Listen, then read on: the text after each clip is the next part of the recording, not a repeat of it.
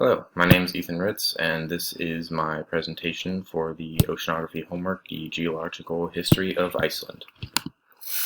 So to start out, Iceland is located between Greenland and the European continent. It is situated on both the North American and the Eurasian plates, directly on top of a mantle plume. And fun fact, Greenland is somehow at the same time further north, south, east, and west, further than Iceland.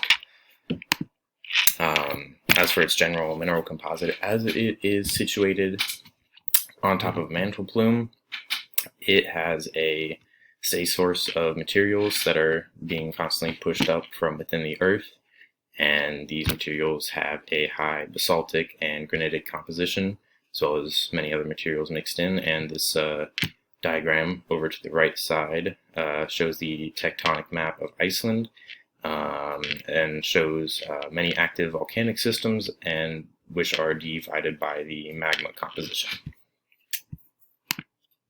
As for its creation, Iceland is still geologically considered very young, which is about 14 to 16 million years ago, but compared to the rest of the world, it is still generally considered young. It was formed on a rift valley between two tectonic plates, the rift valley running through its center, and when the molten lava continued to push up through the cracks in the surface, widening the gap, slowly increasing the size of the island. And the position of the mantle plume has shifted over time. Currently it sits almost dead center under the island, and it continues to form and create the island to this day. This diagram over to the right side shows multiple parts of it, such as the parts of the island which are above as well as below the water, the ocean rift axis, as well as the movement of the mantle plume over the course of years. Iceland was formed thanks to volcanic activity directly on top of the mantle plume, and it's no surprise that there's still constant volcanic activity. The island itself is characterized by repeated volcanism and geological phenomenon like geysers.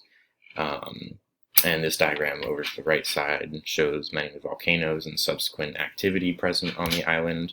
And the volcanic activity on the island lines up almost perfectly with the rift lines that run beneath the island. As for its current situation, it's a place of slow but constant change. It is always shifting and moving and growing as the two plates it sits on move and shift and grow further apart, causes earthquakes and reignites old volcanoes.